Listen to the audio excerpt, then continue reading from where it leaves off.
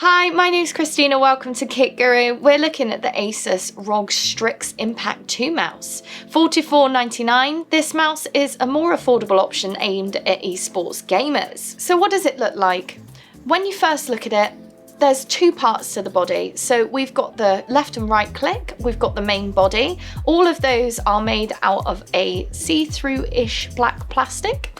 You've also got the gloss black accent in the middle near the wheel.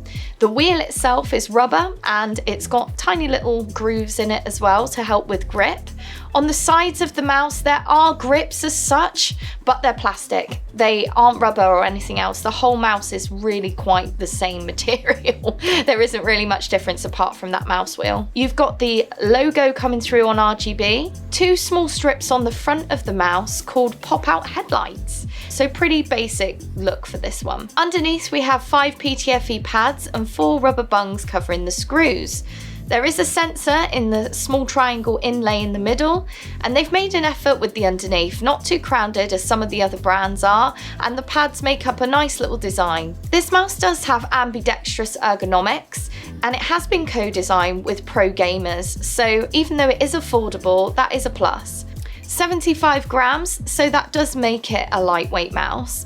However, I don't feel like it's an empty mouse. It feels quite tactile. It feels good. So, measurements. We've got 120 by 62.5 by 39.5 millimeters. Build quality wise, I would say there's not really much to comment on here. It is all made of plastic. There aren't any rattles in the actual device, which is fine, but it does feel a little bit cheap. And because it is lightweight, it adds to that. There are 5 programmable buttons here. A rubber detailed Alps mouse wheel.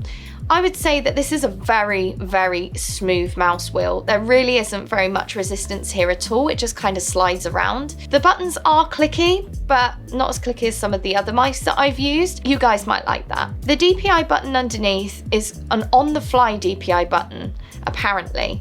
I would say that this isn't really an on-the-fly thing because you've got to turn the whole device over to actually change through those options.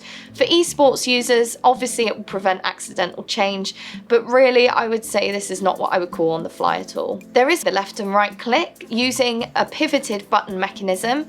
I didn't really find any difference to any other mouse. It felt responsive, it wasn't too spongy, and it was quite clicky. It did the job. The back and forward buttons on the left hand side of the device are much more clicky and more satisfying than the left and right mouse buttons. To be honest, they're going to kind of be useless to a left-hander. This has got ambidextrous ergonomics, and it's a shame that those buttons will become redundant. These buttons have a 50 million life click span, and they are Omron switches. The thing I like about this mouse that I would say is its unique selling point is the push-fit switch socket design. This means that you've got a compatible list of switches such as the Omron D2F and the D2FC series switches, allowing you to tailor the operating force and feedback. Would I really bother to unscrew underneath and change them? Not really, but if you're looking for customization or to make the lifespan of the device last longer, this is fantastic.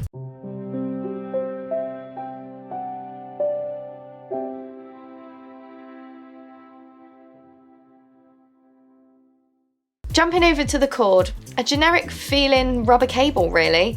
It's quite easy to kink, I would say. Out of the box it had kinks, they did drop out slightly. They say that it helps reduce snagging though because of the type of material that it is. I haven't noticed any snagging on my setup, but the kinks are pretty strong here and this could obviously contribute to snagging. So grip style. I am a right-handed person and I have quite small hands.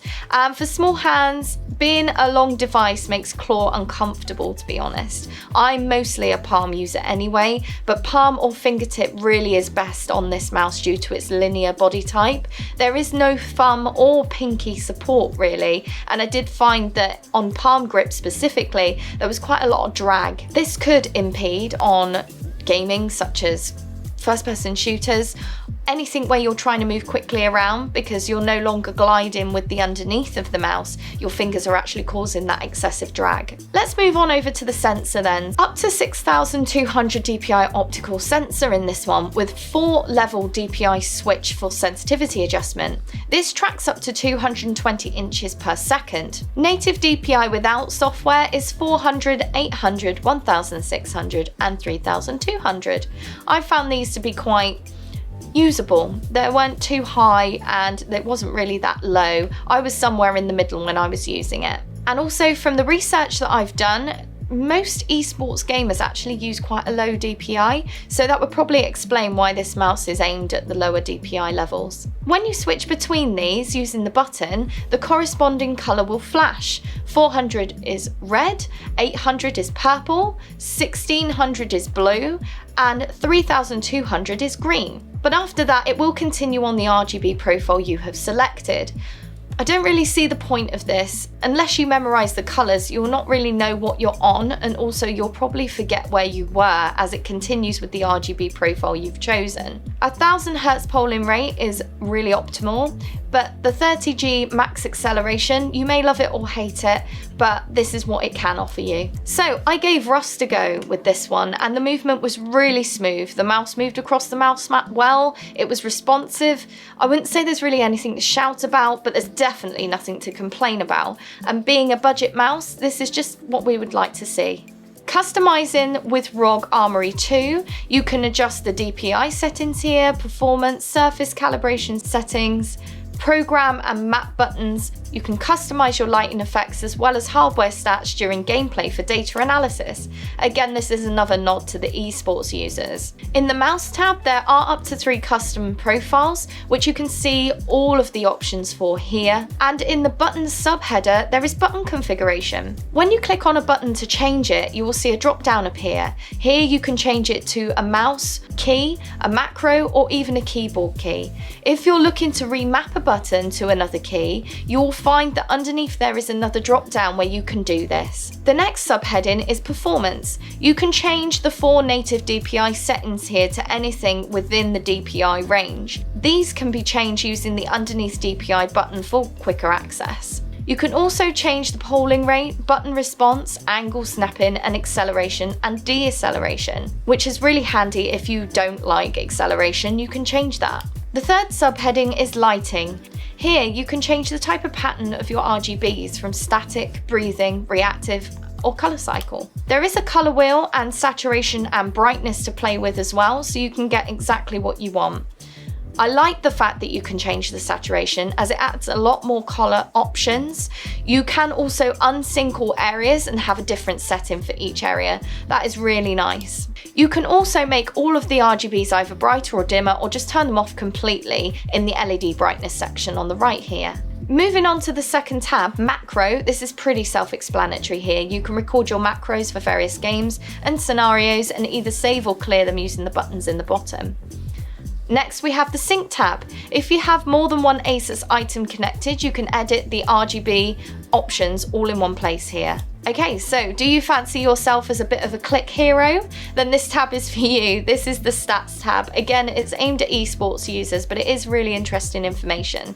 If you play something like StarCraft and you want to get up there with the pros basically, this section is really useful because here you can monitor your actions per minute and other click stats. It's nicely displayed for easy analysis. The next time someone says you're hacking because you're beasting the competition, you can prove to them that really it's your awesome APM skills. Rub it in a little bit. Overall, I feel that software is easy to use, it's pretty intuitive, and it gets a thumbs up from me. So my conclusion for this one, guys, and let us know in the comments if you agree or disagree, but I would say it's great for general use. It's great for people who are aspiring esports gamers that don't want to spend an absolute fortune on a mouse.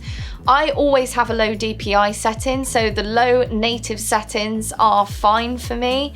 It is plasticky and it does feel a little entry level, but again, for $44.99, it is a fantastic mouse. Let's have a look at some pros. Lightweight, ambidextrous, affordable, and the changeable switches. I would say they're your main pros here. Changeable switches obviously means customizability and lifespan extension. Cons, the linear design, even with my small little hands, it feels like there's not really much support here. There was a lot of finger drag. Definitely not for claw users either, in my opinion.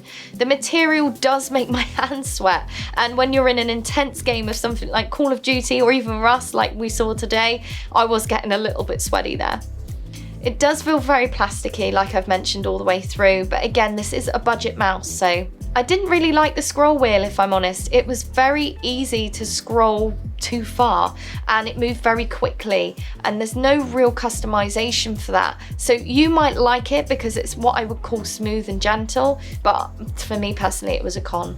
The cord, very easy to kink, very basic rubber, and I didn't really see anything special about it. So guys, will you be getting the ASUS ROG Strix Impact 2? Let us know down in the comments. And if you did like this video, make sure to hit the thumbs up, ring the bell, and subscribe. I'm sure you all know to do that by now. Check out our merchandise, check out our website for daily tech tips, and I will see you next time in the next video.